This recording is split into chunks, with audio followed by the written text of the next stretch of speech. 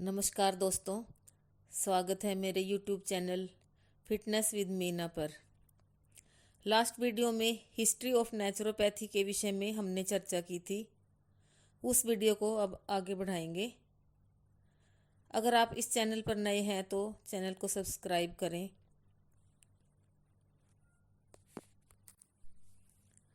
Bell icon पर click करें हर video की टाइमली अपडेट के लिए। चलिए शुरू करते हैं। रावण भोगविलासी और मदिरा पान करने वाला होने के कारण उसे उपवास और प्राकृतिक चिकित्सा करने में कष्ट होता था। उसने अपने वैद्यों को आदेश दिया था कि कुछ ऐसी खोज करो कि बीमार होने पर व्रत आदि किए बिना ही स्वास्थ्य लाभ प्राप्त किया जा सके।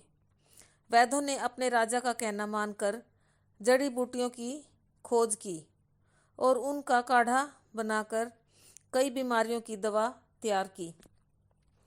इस तरह औषधियों का यह क्रम शुरू होकर धीरे धीरे लोगों के बीच फैलता गया और प्राकृतिक चिकित्सा लुप्त होती चली गई, क्योंकि लोगों को औषधि चिकित्सा आसान लगती थी।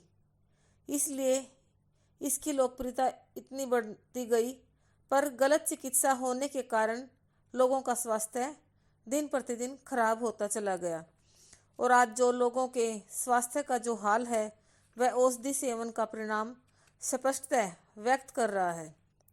कलंद निवाय संघ में ठहरे हुए जब एक बार भगवान बुद्ध के एक शिष्य ने को एक सांप ने काट लिया, तो लोगों ने उसकी सूचना भगवान बुद्ध को दी। तो भगवान बुद्ध ने उनको आज्ञा दी कि विषनाश के लिए चिकनी मिट्टी, गोबर, मूत्र और राख का उपयोग करो। भिक्षुकों ने पूछा कि क्या इनमें से केवल एक का उपयोग भी कर सकते हैं? तो बुद्ध ने कहा कि मिल जाए उसका कर सकते हैं, जो भी मिल जाए उसका कर सकते हैं। ये बात 2500 वर्ष पुरानी है। इससे पता चलता है कि रोग नाश के लिए मिट्टी को का प्रयोग जो है प्राचीन काल से प्रचलित है। भगवान बुद्ध ने एक भिक्षु के बीमार पड़ने पर भाप स्नान, जल स्नान, उष्ण जल स्नान के भी प्रयोग की आज्ञा दी थी। सृष्टि का इतिहास देखने से पता चलता है कि आदि युग में आजकल की तरह न तो तरह तरह की दवाइयाँ थी, न डॉक्टर थे, हॉस्पिटल भी नहीं थे, और फिर भी लोग स्वस्थ थे और लंबी उम्र जीते थे। आज की तरह लोग न समय से पहले निर्बल होते थे, न समय से पहले बूढ़े होते थे, और न कम आयु में संसार से चले जाते थे, और मृत्यु के समय तक अधिक शक्तिवान बलवान होते थे। उस समय के लोग प्रकृति के उपासक होते थे।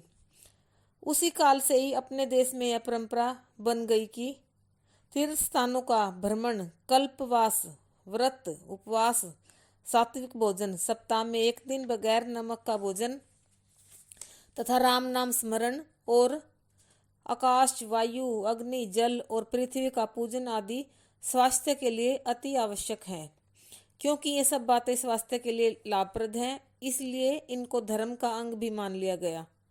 प्राचीन समय में इस प्रकार का प्राकृतिक जीवन बिताने के कारण या तो लोग बीमार पड़ते ही नहीं थे, अगर प्राकृतिक नियम तोड़ने की वजह से अगर कोई बीमार हो भी गए तो व्रत उपवास करके, प्राकृतिक उपाय करके शीघ्र ही स्वस्थ हो जाते थे।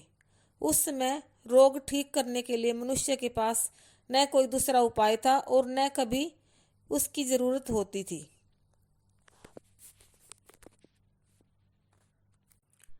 कृपया वीडियो को लाइक शेयर जरूर कर देना, और अगर नेचुरोपैथी से रिलेटेड आपको कोई क्वेश्चन पूछना हो तो कमेंट करके पूछ लेना।